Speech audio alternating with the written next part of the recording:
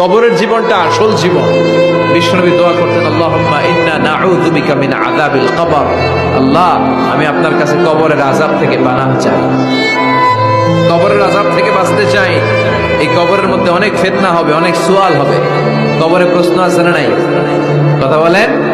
প্রথম প্রশ্ন জিজ্ঞেস করা হবে, মার রব্বুক, তোমার রব কে? বলেন, আমাদের রব কে? ওয়া মা দীনুক, তোমার ধর্ম কি? বিষ্ণুবীর চেহারা দেখিয়ে বলা হবে, তাআরিফু মান হাযার রাজুল, এই লোকটারে চিনো? আমরা কি বলবো? আমরা চিনি, উনি আমাদের প্রিয় রাসূল মুহাম্মদুর রাসূলুল্লাহ সাল্লাল্লাহু আলাইহি ওয়াসাল্লাম। এরপরে জিজ্ঞেস করা হবে, এগুলো কোত্থেকে শিখলা? আমরা বলবো, কোরআন থেকে। ফায়ুফসাহু লাহু কবরুহু ৭০ যিরাআন। সুন্দর সুন্দর উত্তর করতে পারলে আপনার কবরটারে ৭০ হাত লম্বা করে দেওয়া হবে। ইফতাহু লাহু বাবুন ইলাল জান্নাহ, জান্নাতের দিকে একটা দরজা লাগিয়ে